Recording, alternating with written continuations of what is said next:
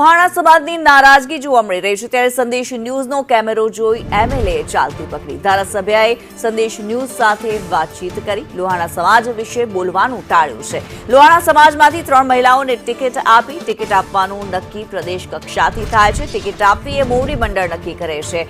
3 મહિલાઓને ટિકિટ આપી તે સક્ષમ છે તેવું કહેવામાં આવ્યું।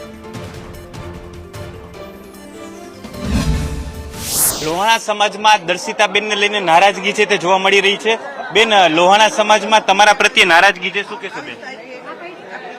અત્યારે જે વિષય ઉપર આપણે વાત કરવા માટે ભેગા થયા છીએ, જેના ઉપર અત્યારે પ્રેસ કોન્ફરન્સ રહી છે, એ જ વિષય ઉપર આપણે વળગી રહીએ। અને લોહાણા સમાજે એવું કીધું કે દર્શિતાબેને માથેરીની ટિકિટ કપાવી।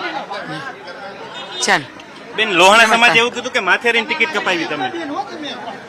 બેન, શું કહેશો? લોહાણા સમાજ એવું કહે છે કે બેને માથેરીની ટિકિટ મારા માટે સર્વે નારીઓ મારા માટે માં સમાન છે અને લોહાણા સમાજની પણ આપણે 3 બહેનોને આપણે ટિકિટ આપી છે, જે સમાજની સશક્તિકરણનું ઉદાહરણ છે।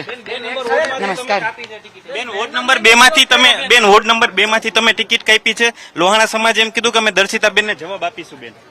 બેન એવું છે આ સમાજમાં કઈ ગેરસમજ થઈ છે બેન? લોહાણા સમાજમાં ભારતીય જનતા પાર્ટીના સમગ્ર મોવડી મંડળ દ્વારા શીર્ષ નેતૃત્વ દ્વારા આ સમગ્ર નિર્ણય લેવાતો હોય છે। જે બેનને ટિકિટ આપી છે એ તમામ બહેનો ખૂબ સક્ષમ છે અને એ બહેનોને નેતૃત્વ કરવા માટે થઈને એક નારી સશક્તિકરણના ઉદાહરણના ભાગરૂપે આ તમામ બહેનોને ટિકિટ આપવામાં આવી છે। ધન્યવાદ। તમારા વિશે ગેરસમજ હશે લોહાણા સમાજને બેન? બેન, ગેરસમજ હશે તમારા વિશે?